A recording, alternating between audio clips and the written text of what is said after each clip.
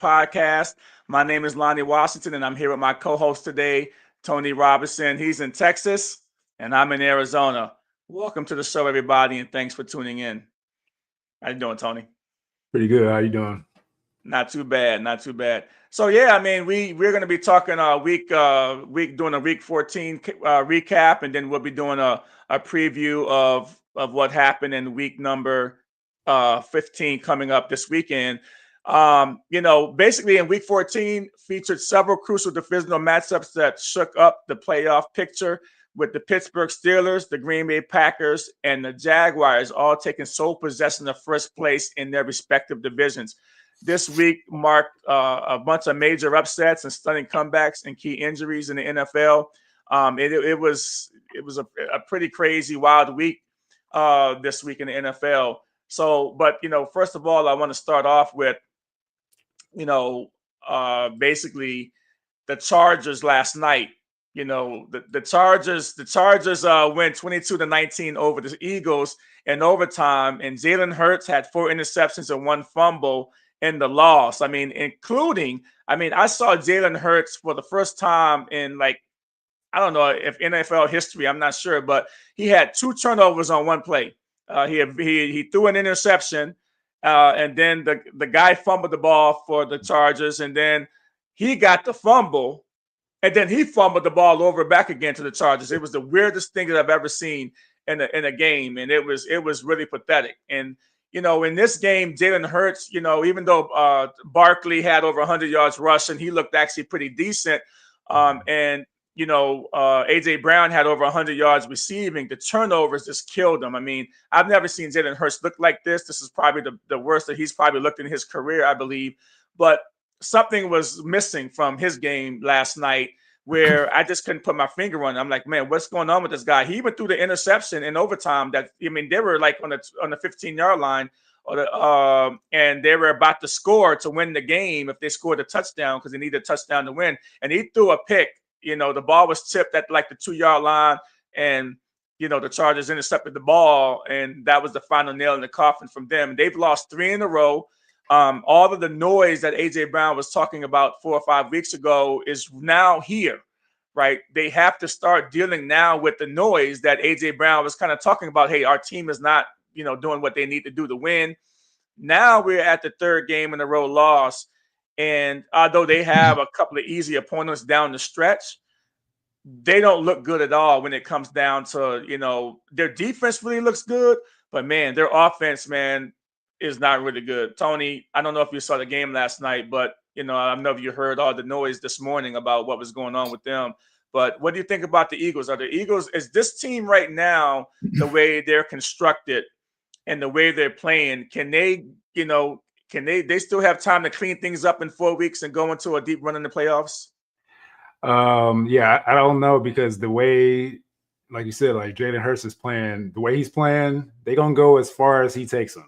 That's what it comes down to. If you can't throw 4 picks and fumble the ball, you can't have 4 or 5 turnovers and then try to go for a playoff push. You're picking the wrong time. I mean, it's kind of been all season. They've been kind of like sputtering the wheels and stuff like that. But when it comes to like preparing for the playoffs, you can't have these kind of games getting ready for playoffs. I mean, it's just, you can't do that, because you're supposed to be like a final machine right now. Everything should be clicking. I mean, you may have some mistakes here and there, but 4 interceptions in the game. I mean, he's on the road.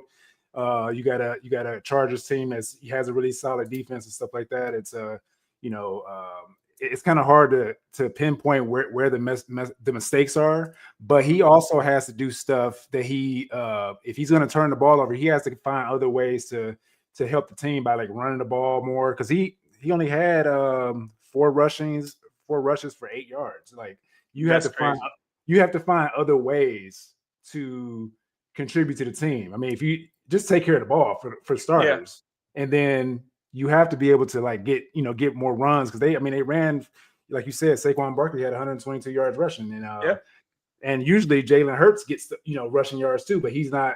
Like, are they trying to make him a pocket passer just to pass the ball to downfield? I don't know what it is now, because it seemed like he's not playing the way he used to playing, because he's not taking he's not getting out of that pocket and going. It seems like because Yeah. 4 for 8 is not. That's not going to do it. Not with the way he can run the ball and put pressure on the defense. And the crazy thing about it is that Nick Sirianni said last week after last week's loss that he was going to be involved more in the offense, right? He was going to start going to. So after a whole game planning, right? He after a whole week of game planning with Sirianni being more involved in the offense, which he is an offensive guy, right? He goes and he puts out this mess.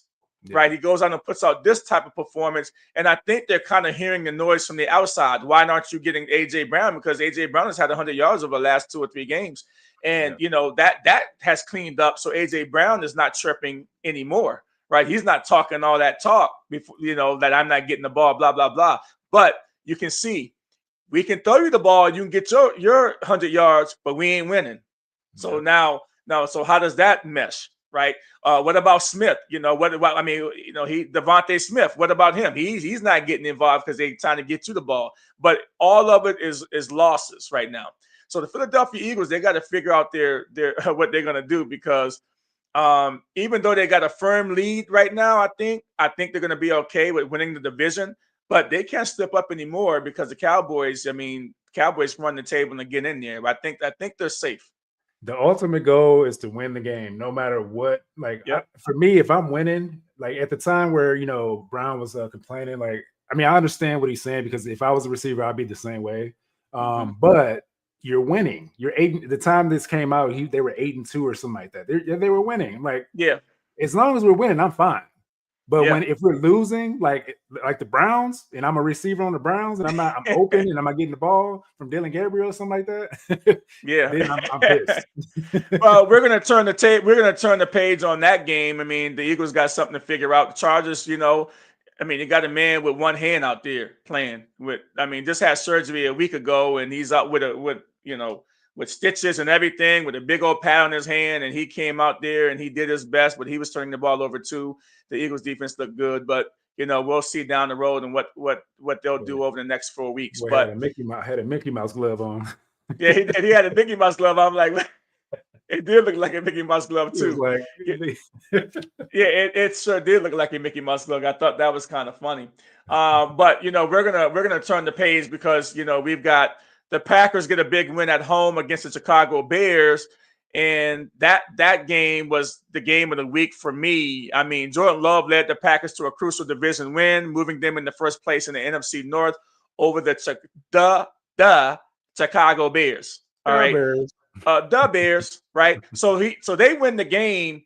The Packers win this game, and I was really impressed with the Chicago Bears, how they hung in there. They came alive in the fourth quarter. Caleb Williams did some whirly bird stuff out there and running around, making crazy throws. Stuff like he was doing in college, but he felt comfortable. It looked like he was comfortable out there doing it, and he made some plays down the stretch. But at the end of this game, he had a chance at the end of this game, and he threw the interception, right? Threw the interception that sealed the game for the Packers. But the Packers now, they look legit. All right, the Packers look legit now because their offense looked good. They've got their complement of wide receivers available. Jordan Love looks really, really good, and they play the Broncos this week. And then he's back in the MVP conversation again because of his stretch that he's had over the last few games. And it's warranted. The Packers look good. What can I say? Ben Johnson gave the Packers bulletin board material when he said, I want to go beat them twice a year, or whatever he said. I'm paraphrasing, but so that's where this win stems from, and I think it's a big win for the Packers, and I feel like they're going to be riding a high after this game because playing against your rival and stuff like that. That's huge. So kudos to Green Bay for that big win.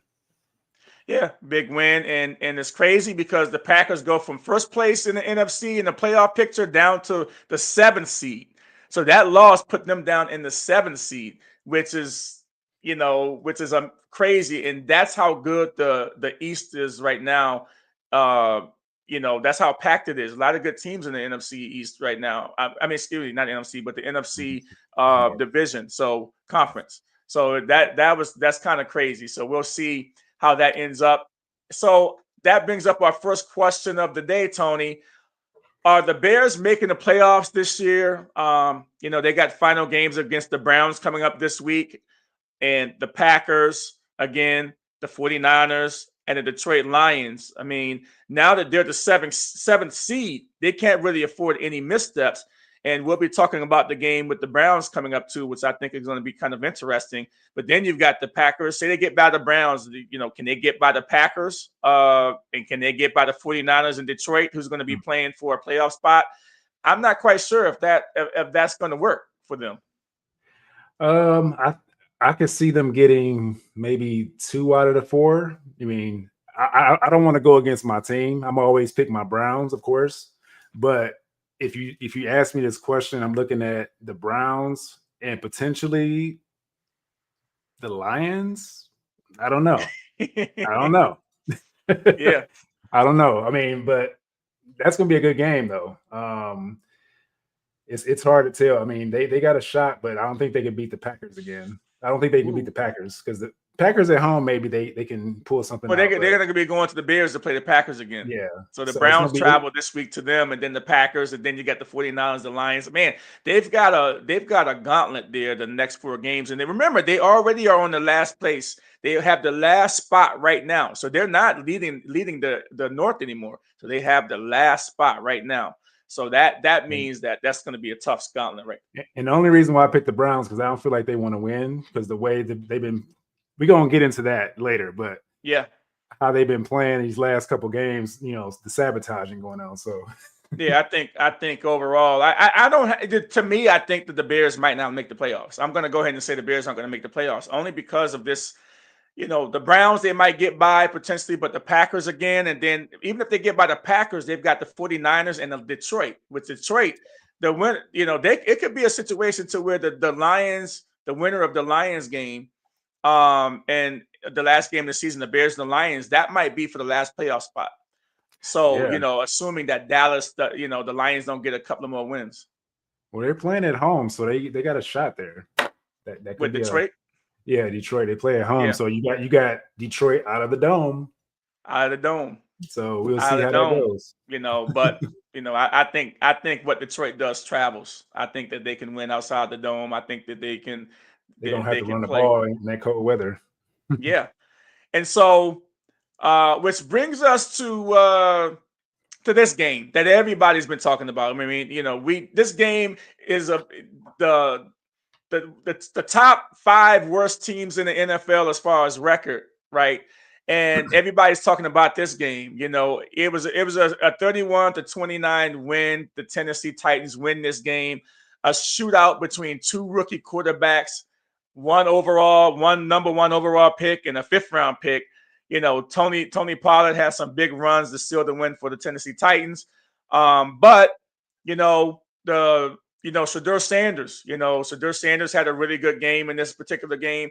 I think at one point he was getting sacked and tore up and everything in this particular game. And I think, Tony, you kind of text me. It's like, oh, they got a good defense. I'm like, no, they don't. The Titans is ranked the 24th defense in the NFL.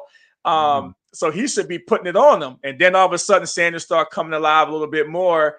And that was kind of how we kind of left it. And then, the loss and the way they lost at the end was insane, totally insane. And I told you a couple of weeks ago, Tony, I remember telling you this in our podcast. I told you a couple of weeks, Tony, that you know what, Tony, I'm tired of seeing the Wildcat. They started this out from Jump Street. All right. When Sanders got in the game, I'm like, why the hell are they going for 2 points or 2-point conversion? And Sanders is not the quarterback behind center. They wore this Wildcats thing out. They're not fooling anybody. It's a total mess. And so with the game on the line, to tie this game and the game on the line, when they got the touchdown, all they needed was a 2-point conversion in this game. They took Sanders off the field and they put Junkins in the Wildcat. And I'm like, oh boy. And it was just a hot mess. And this is the reason why they lost this game. There's a lot of other reasons, but this is one of the main reasons why they lost this game. So, Tony, I'm going to give you the floor. Talk about what the hell's going on with Cleveland Browns and how they're doing this Wildcat thing with Sanders. Just kind of give me your insight just on the whole game and kind of break everything down towards the end. So I'm gonna start by saying this. I've been a Browns fan for 45 years since I was born. I was born into this. So, but for all those people that come in the comment sections gonna say, "Oh, you're a Shedeur truther." Yes, I am. I'm a truther now, baby. It's perfect timing right now. So I'm gonna leave that there, right? Okay. So to talk about this game, I was heated. I was heated. I was in here yelling, right? Yep. So we're down 14. He brought us back. Final drive. Brought us back into the red zone. You go Wildcat. And when they first started doing it, it was working, right? But then soon as Junkins come in, now they know what's coming. Yeah. Even if you try to put a wrinkle in, they still gonna hone in on him. And he didn't know what to do with the ball. That's what happened. He was like, "Oh, what was going on?" Like it looked like it was going to be a reverse. Was it going to be a reverse? Yeah, it was supposed to be a reverse, but if you'd have gave the ball, it was open for the touchdown. All you had to do was give him the ball because he only had one guy that was being blocked, and the lane opened up for the touchdown. But I don't know what happened. He just had a brain fart. I don't know what it was, or Stefanski told him not to score. that was bad. It's bad because there's no way to me. Like you said, I've been saying this for so long since they've been doing this Wildcat. Why he's not in the game in the red zone? Because I feel like when you have multiple options in the red zone versus one option, when Junkins come in the game, you know what he's doing, right? Right. And any wrinkle you put in there is still going to be honed in on Junkins. And so with that being said, you get multiple options because now Shedeur is running the ball. He's actually getting rushing touchdowns now too. And adding that element to his game is throwing people off because they just think he's a passer. So if knowing this, why not have Junkins and him in the game at the same time? Because you got the option to run. You can even do a read option if you're going to do something, crazy, or pass and then give him an option to run. So in that scenario to win the game, he brought us back and he had a game-winning marching drive that a lot of these quarterbacks are their career is like they have a whole bunch of stats about game-winning drives and stuff like that. And you just took that away from this guy, this rookie, that you say you care about and want to be better. But I don't believe that, because if you want him to be better, you let him be in that situation. That was his situation. He brought y'all back, and you give it to Junkins. Like, what are we doing here? Like, to me, I'm tired of Stefanski at this point, because he keeps showing me, even though they say Reese is the offensive coordinator, he said after the game, like, blame me because I'm the one that made the decision. But I thought Reese was the offensive coordinator. So you actually went back. That means you sabotaged his drive. If Reese called all the plays to get them back into the game, and then you call that play at the last minute to throw everything off to take Shedeur out of the game, then that shows that it's sabotaging. And just like the previous game, you're gonna go for it on 4th and 1 on our side of the field, and then San Francisco just went on a run because you gave them the ball right at the damn goal line. Excuse my language. Yeah. But it's like when you got that, it's like it's constant like sabotaging. And I don't come from me in the comment section. I don't care, because that's how I watch every game. So explain to me who goes, because I don't think Stefanski and Shedeursanders can exist for a full season. And so to me, one of them got to go. Either they can trade. Well, now I can see that he can be trade bait. They can trade Sanders to any other team now. He's got enough on tape to be developed. So, and then Deshaun Watson is going to be healthy next year. So what gives in Cleveland? Is Stefanski going, or can Sanders coexist with Stefanski's offense, and Stefanski believes in him? And let's just go back and say this. Stefanski has come out and said yesterday that Sanders has earned the right to be his starter through the rest of the season. So he's got the ball the rest of the season. So is that Stefanski, somebody beating Stefanski over the head, or Shedeursanders is like, yo, I'm going to force your hand. So either you're going to let me play through my play, or you're going to be gone. So I don't even know what's going to happen. So what do you think, Stefanski? Because I don't think they can exist on the same team for a whole season. Who goes? So let me start here. We got a big old stadium being built, an indoor stadium, right? You got this indoor stadium, right? What better person to put cheeks in the seats? Shedeursanders for the future. Like this is how I think about it. It's the future of the Marketing. organization, right? So with that being said, the reason, I mean, you can, for the Stefanski comment of like him playing the rest of the season, he has the save face because he's being like, he has egg on his face right now. Like he's like, oh, I mean, I didn't know he's going to do this or whatever. I mean, we knew who he was. We knew who Shedeur was when he was getting drafted. Everybody, Mel Kiper, all these guys were talking about this kid, talking about how good he was and how he should have been a first round pick. But people will talk about it in the comment section. Oh, he's a fifth round pick. He's not that good. Like, shut up. And we see it. We see that he's good. And it's just so annoying that and I feel like, to answer your question, either Stefanski has to go or he has to do something like he got to get rid of Dillon Gabriel. Dillon Gabriel has to go. If he gets rid of Dillon Gabriel, then I can see that he wants to keep his job with the Cleveland Browns because he sees the future or whatever. I don't know, but Dillon Gabriel has to go because you got his wife in the on social media talking smack about the team wants Dillon Gabriel to play. I'm like, in what world was that? Like how can like no one? I'm a Browns fan, so I've never heard anybody say Dillon Gabriel. Up until like when Shedeur has been starting, nobody has said, "Oh, we want Dillon Gabriel back." Nobody has said that. Like that doesn't make any sense. Why would even any of his teammates say this when they know he's behind because Shedeur didn't get the reps. So they know he has like a ramp up period to get this, to where he needs to be. Like there's no like logical reason why Dillon Gabriel would be the man. So to answer your question again, I think the only way Stefanski stays is if he buys into the Shedeur, because it's going to take over. Like Shedeur is already taken over. Like maybe the owner and the GM was like, dude, you got to start this kid the rest of the year. If you want to keep this job, or and we can get rid of Dillon Gabriel. I mean, they may try to bring in Deshaun Watson next year to be like a stopgap to get him more development, but I just think that Deshaun Watson should be a backup to him, even though he's making the big money. I don't care about that. I mean, or make them have a competition at the beginning of the season, like they should have did with Dillon Gabriel. Like, okay, somebody going to be traded. They can't exist in the same team. Deshaun Watson and Shedeursanders can't exist in the same team. Deshaun Watson has been helping him.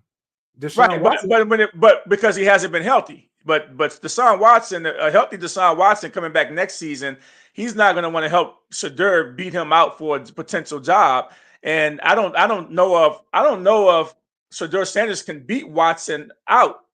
That's my problem. I don't know if he can beat him out. He might not be able to. That's what I'm saying. Like, at least have a competition. Don't just say Watson's going to be a starter because you paid him so much money. I understand what you're saying. And I saw that comment about somebody saying Peyton. I mean, when we go into the dome, that would be a good coach to have. But not. Yeah, Sean Payton, they're not trading Shedeursanders to the Broncos. By the way, I mean that would be too much of a mess.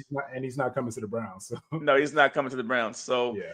Well, putting a bow on that one, he's got the Bears this week. We'll be talking about that game in a minute, but we'll see how he does in that game because the Bears like to take the ball away. Yeah, the Bears like to take the ball away. So moving on. I mean, they had the Buffalo Bills game this week. That game was crazy too. I mean, I was kind of peeking into that game, watching the snow and everything. And that's real football, by the way.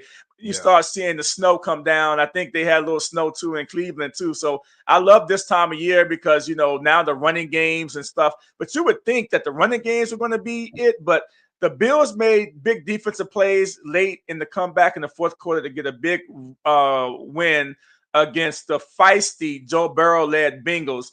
And I got to tell you, in this game, Joe Burrow lost this game for his team. With the 2 turnovers at the end, Joe Burrow lost this game for his team. And along with any playoff hopes that they had coming down the pipe.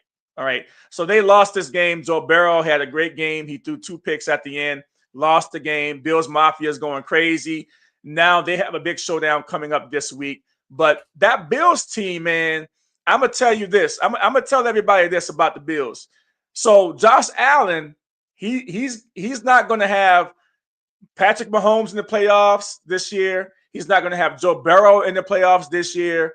And he's probably not going to have Lamar Jackson in the playoffs this year.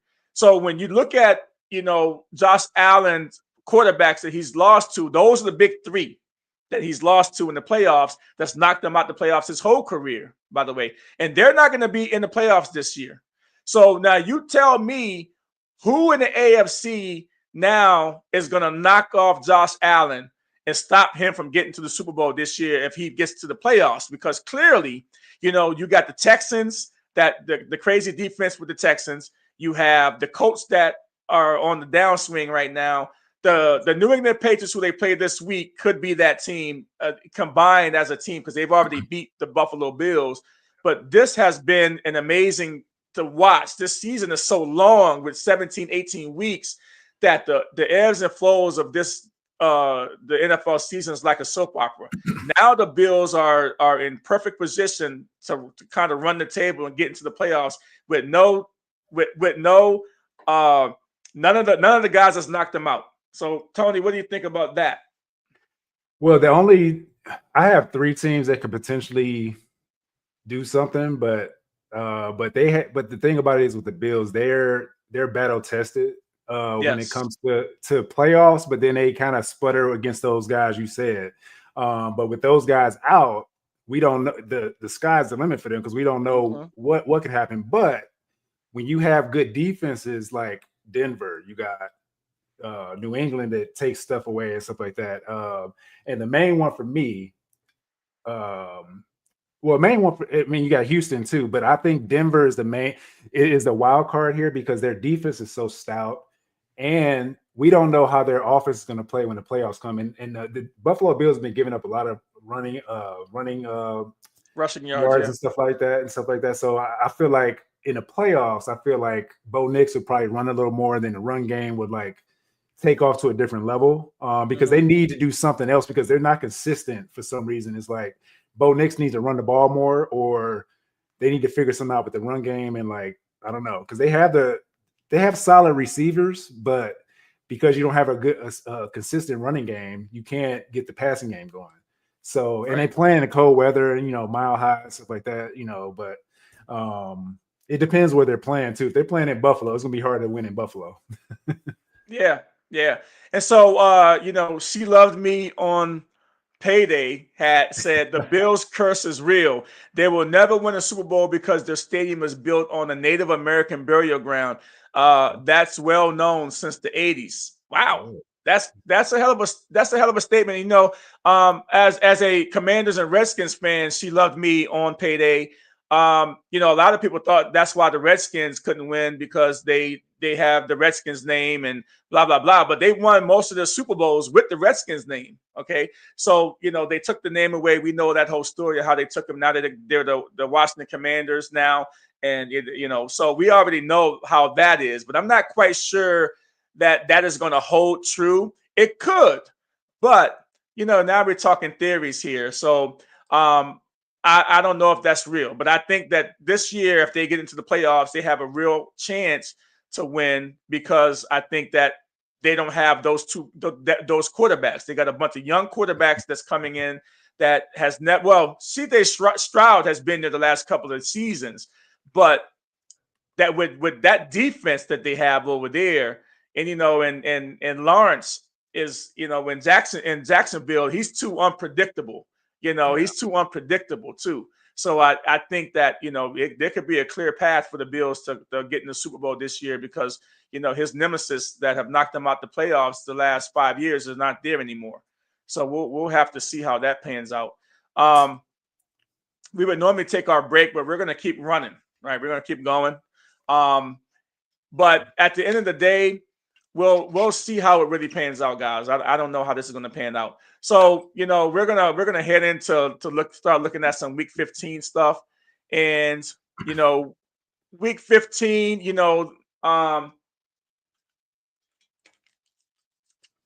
Give me a second.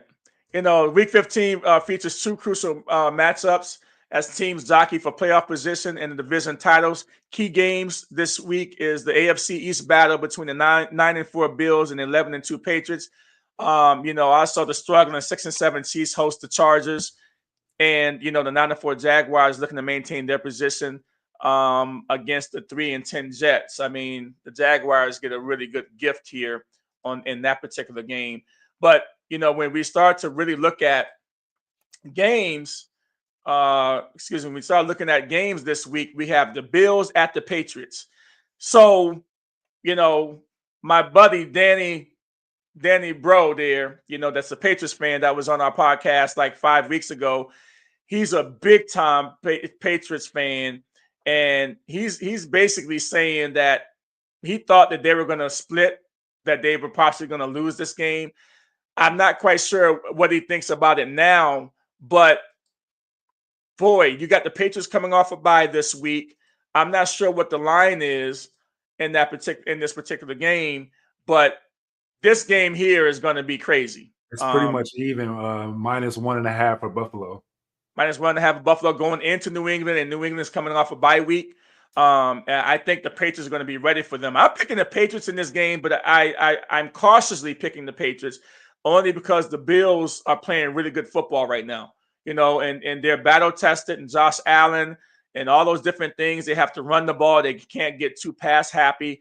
But this is the time of year where you have a guy, Josh Allen, that's making $50 million plus a year. This is what you pay this guy for. And if the Patriots win this game, man, you have to really start looking at the Patriots going potentially deep in the playoffs, because they would have beat the Buffalo Bills twice, and they could meet them a third time in the playoffs potentially too. Yeah, Bills Mafia. I like everything that y'all do and stuff like that. Don't come after me. Don't come after me, Bills Mafia. But I think the Patriots gonna take this game. It's gonna be a close one. I think he's probably win by a field goal. Yeah, I got Patriots in this one. Man, yeah, it's gonna be a good game. I don't.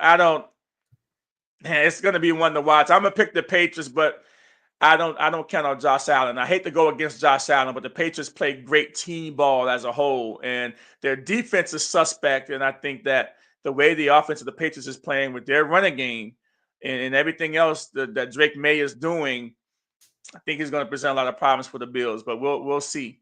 So now we're going to be looking at the Packers at the Broncos. Now, this game here is going to be a really good game. I mean, the Packers need this game more than the Broncos need this game.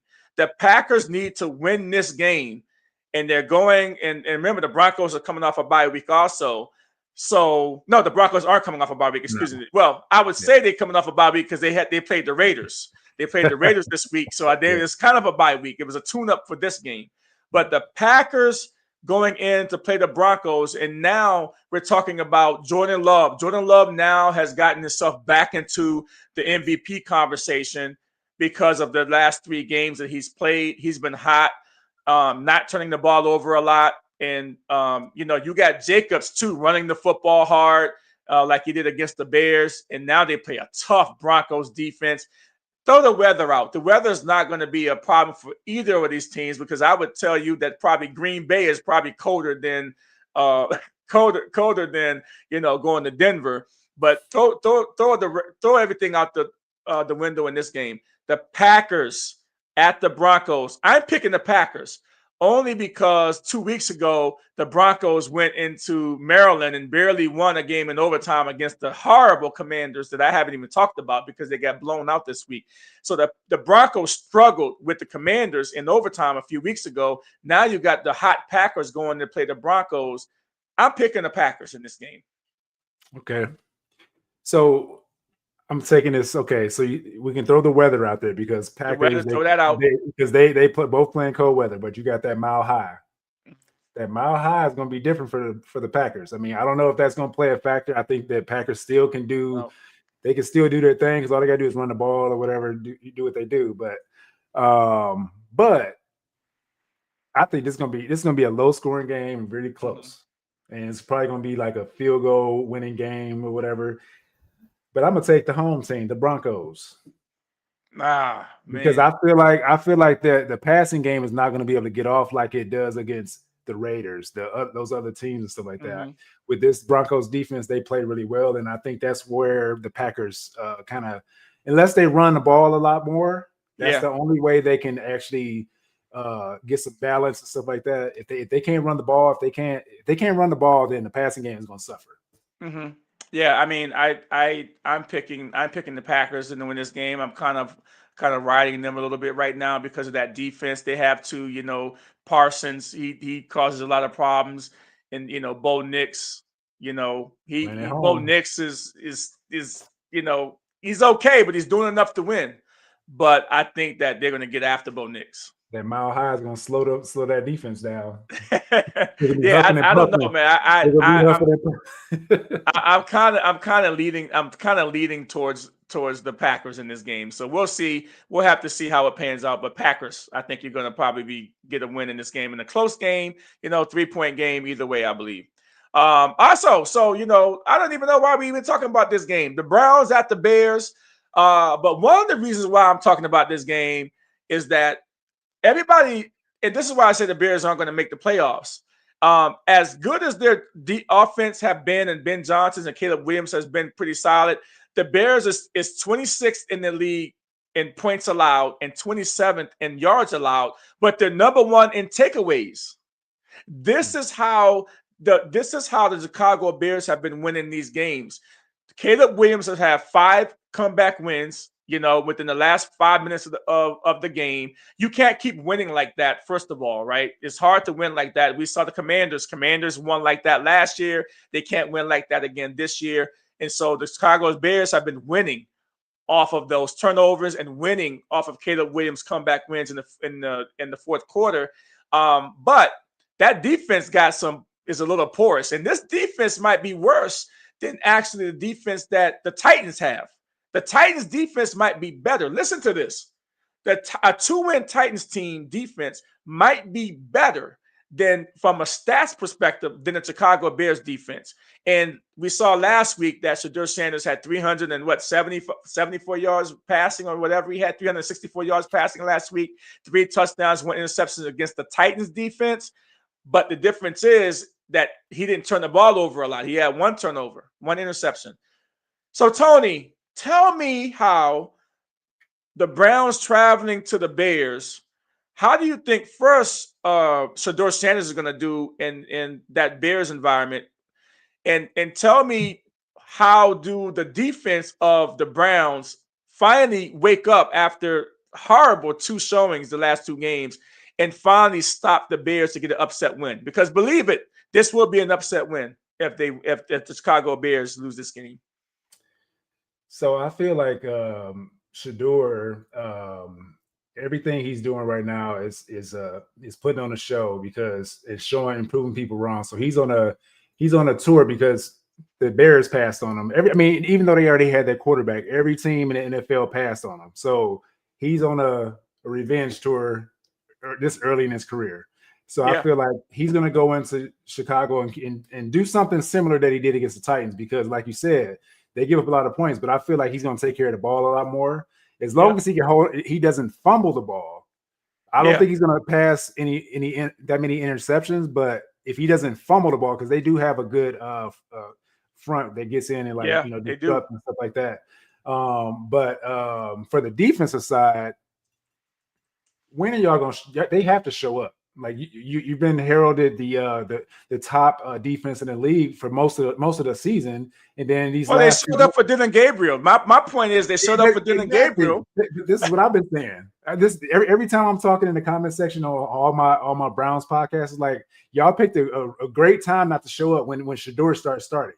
Mm-hmm. Like it's crazy. Like when Dylan Gabriel wasn't doing anything, nobody was yelling at him, going at him, berating him on the sideline like Judy did. And the defense played lights out. And all of a sudden, maybe because it's cold outside, they don't want to hit no more. Usually when it's cold outside, nobody want to hit. But you playing in Cleveland, this is what it is. Did Garrett get a sack last week? Yeah, he got one. He's at 20. Closer. but they're triple teaming him. They Right. show that they're trying to keep him from getting that record. So, but I feel like the Browns could get this one.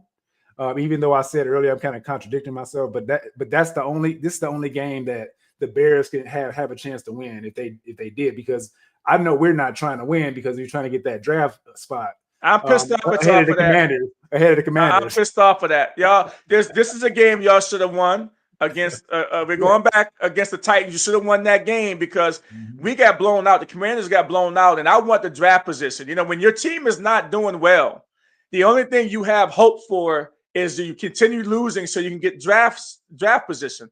Yeah. And when the Browns lost this game, I would think I was more upset that they lost because of draft position versus the fact that that I didn't I was glad that Shedeursanders did what he was supposed to do as far as stats, but to lose that game was crazy. And now they got the Bears.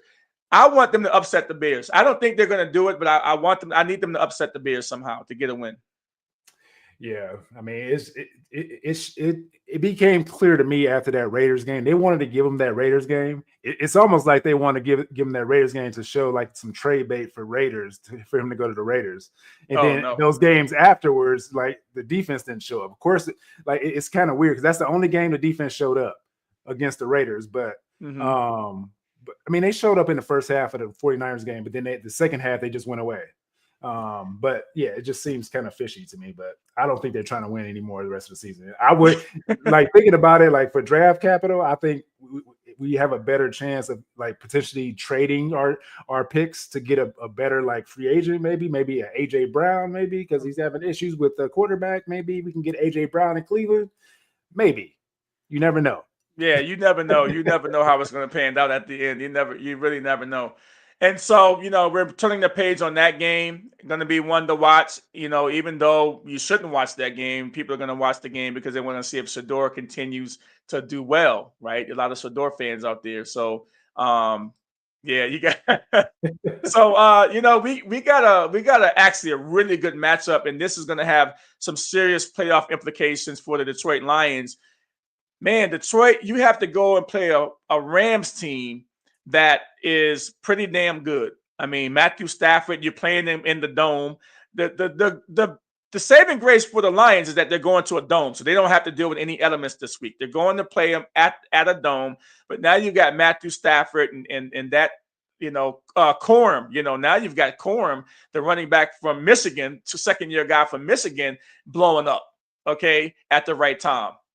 And now you've got the Detroit Lions going to the Rams to play the Rams. I'm not quite sure. I would like to see Detroit win this game, but man, to go over there and beat them in that environment, I don't think it's going to happen. But I'm going to go on a limb and say the Lions is going to win this game. I'm going to say the Lions are going to win this game. I think that it's going to be a tough game. They need to win this game. Detroit does. So, what do you think about this game, Tony? Well, Corum has always been a solid back. Even last year, he's coming in from Kyron Williams and stuff like that. They kind of like the two-headed monster. But I feel like it's gonna be tough for the Rams because if they get into a shootout, they got Puka Nacua. I mean, it's gonna be crazy. It's gonna be a crazy game. I think it's hard to pick this game. Yeah, it's gonna be wild. But I don't know what the line is on this game either.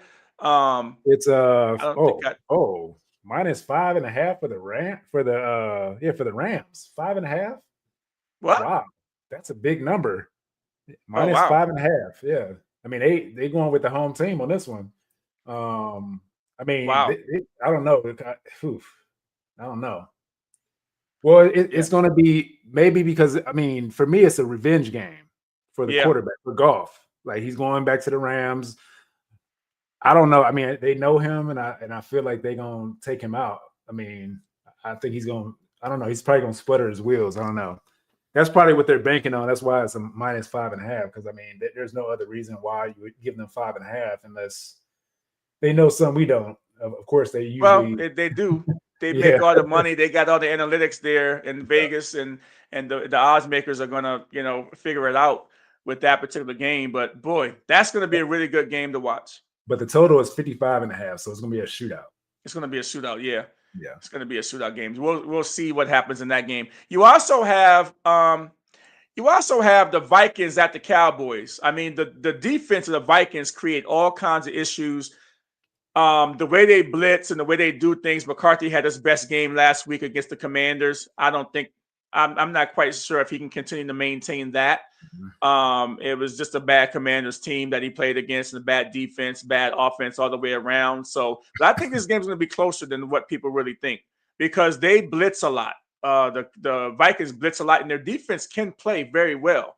So the Cowboys, I think the Cowboys are not totally out of it yet. They're still in the race for the division because of the loss between the Eagles.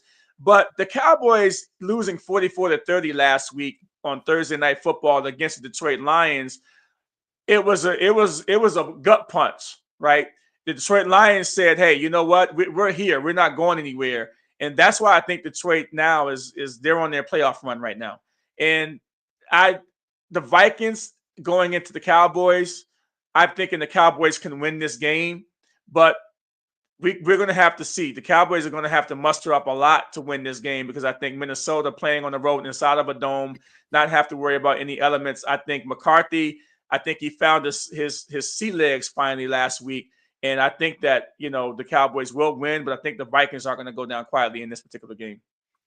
Well, yeah, Vegas has Cowboys winning -6. So they think they're going to win going away. Wow. But when you got CeeDee Lamb out with the concussion protocol, they're trying to say he's going to come back, because you know how Jerry, he's probably going to push him to come back maybe too early.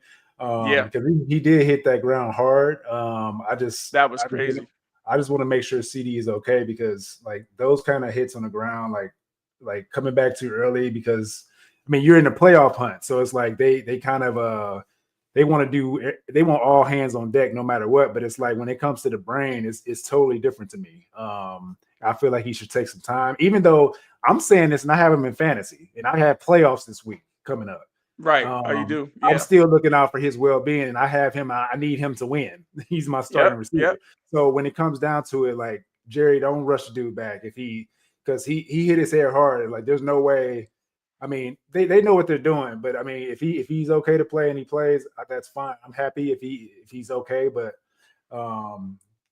these hits to the head is getting too out of hand though. But yeah, that's where I'm looking at though. But I feel like if Lamb's not there, it's going to be a different game.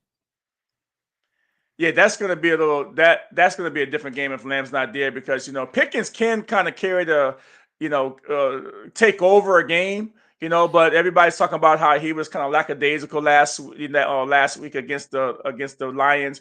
But Pickens, he can take over a game. We've seen him do it this year, and I'm going to tell you what. There's a game that I haven't really had on my board to talk about, but the Thursday night game that's on the schedule this week is going to be a little bit interesting. You have Atlanta at Tampa Bay, right? Atlanta is not really a great team this year, but they play pretty well though, and they got a lot of talent and they're real streaky. And Tampa Bay have not been playing well the last 4 or 5 weeks. They've been struggling. They're 7-6, and they're tied with the Carolina Panthers. The Carolina Panthers have to actually play the Saints this week. So, I mean, we could be looking at a situation where the Carolina Panthers takes over this division if Atlanta goes in and beat Tampa Bay, and then Carolina takes care of business like they're supposed to at the Saints. I mean, the Saints got the upset win this week, in Tampa Bay. So I can't take this one lightly. I can't take this one lightly at all. When I'm looking at the game, I can't take this lightly at all. I think Atlanta is going to beat Tampa Bay, and then I'm going to predict that I'm going to predict Carolina is going to beat the Saints. That's not really a hard prediction, but the Saints have been playing well. But you got to remember, these division games are a little bit different, and it seems like the Tampa Bay Buccaneers have been trying to hand this thing over to the Carolina Panthers the last 5 weeks, and they haven't really looked good. I mean, at 7-6, They lose to the Saints last week. Now, I think that this is a problem for the Tampa Bay Buccaneers. Well, yeah, Atlanta is already eliminated. So, yes, they're going to try to play spoiler, right? So that's a divisional rival or whatever you want to call it. But the reason why I believe that Tampa Bay has been, it looks like they're giving it to Carolina Panthers only because injuries. Mike Evans is supposed to come back this week. So when you have all these injuries that happened, they have most of their receivers have been out like at some points of the year. So I feel like if we can get Mike Evans back, I mean, I said I'm not a Tampa Bay fan. I'm a Baker fan. I'm a Baker fan now of all people. Yeah, yeah, Mike Evans is back. If Mike Evans is back, this team is back to normal to me. Because you got Bucky Irvin back. Everybody, the band is coming back together, and I feel like they're going to start making this push there for the playoffs because like you said, Carolina's like scratching at their heels, like trying to get them to pull down and whatever. But Carolina should beat New Orleans, but New Orleans has been playing well, so that can be a toss-up too. So depends on what Carolina team you're going to get. Yeah, I'm just reading some of these comments, just going back a little bit. It says, Rasta Dread MK7TP says, I agree with Tony. Mile High is not going to help them at all. So yeah, I mean, Mile High might not help them. Yeah, I mean that's what I'm saying. Like they gonna slow down a little bit. They're gonna be huffing and puffing, and they're gonna have to go get on that oxygen machine. The oxygen machine. They might get on the oxygen machine. And then Tone BC Waka. I'm sorry if I mispronounced it, but you can see it on the screen. Dak Prescott, 300 yards, 3 TDs versus the Vikings. I don't know. I mean, the Vikings defense, though, man, is a little tough. I mean, especially without a CeeDee Lamb, I don't think Dak will have 300 yards passing. Well, they're gonna try to push CeeDee Lamb to come back, but 300 yards. I mean, that means Pickens is going off. And then you got to throw the ball so you're back out of the backfield and stuff like that too, and the tight end too. On the blitz though, being blitz 60% of the time, you're gonna be blitzed 60% of the time in this game. Yeah. I mean, we'll see. I mean, I don't know. I feel like McCarthy's going to turn the ball over a lot and is going to give them more opportunities, and that's why that's probably how they can get that 300 yards. How Dak can get that 300 yards. So you're saying that is just the McCarthy is going to just turn the ball over to give them extra. We haven't talked about the Baltimore Ravens at Cincinnati. Baltimore at Cincinnati. I mean, Baltimore. We haven't talked about this game, how they really dropped the ball last week against the Pittsburgh Steelers, and now they're behind the 8 ball a little bit. And so you got Pittsburgh and Aaron Rodgers. They haven't been throwing the ball over 20 yards pretty much all season well, and they had like 2 or 3 passes over 25 yards against the Ravens defense last week. The Pittsburgh Steelers did. And now you've got, the Ravens that need a win going into to play the Bengals. And the Ravens, is something off about that team right now. I just can't put my finger on it. And I think it just might be Lamar Jackson is not healthy. Lamar Jackson might not be healthy, and the defense is not supporting him. And so now you go and play a mad team over there with the Bengals. And so I'm not sure what that line is, but that's going to be a tough game. It's in your wheelhouse because it's a AFC North division game, Tony. Who do you think wins this game? Because this is not a gimme game for the Baltimore Ravens by any stretch. I mean, the way I can't pick Baltimore, because the rivalry there. But it's mostly because of Lamar Jackson. Because I mean, I like Lamar Jackson. He's like one of my favorite quarterbacks that's playing right now. But he hasn't been playing like Lamar Jackson. He's been a shell of himself this year, and I don't know what it is. I don't know if it's the offensive scheme. Like these teams are getting caught up with what he's doing. They find out a way. They have a blueprint to how to stop him now. Yeah. And the whole team. And I mean, I don't know what it is, but I mean, I know Henry is going to get a lot more carries. I feel like he should get more carries. And if Henry's getting more carries against this weak Cincinnati Bengals, but Cincinnati Bengals have been playing they've been playing good. Solid. because when Joe Burrow came back, I think he lit a fire under their butts, and On they've the been defense playing. side too. Yeah, and I mean, besides that last game, he threw some picks, but he usually takes care of the ball and like runs the clock down. It's like they possess the ball a lot longer. But I feel like still, Derrick Henry against that defense, I feel like he's going to run him over, and then hopefully Lamar Jackson's okay to run, but it seemed like he has an injury, like we talked about before. Yeah. Because he's not running like he usually does. So it's like, what's going on with Lamar Jackson? Does he have an injury that he's dealing with?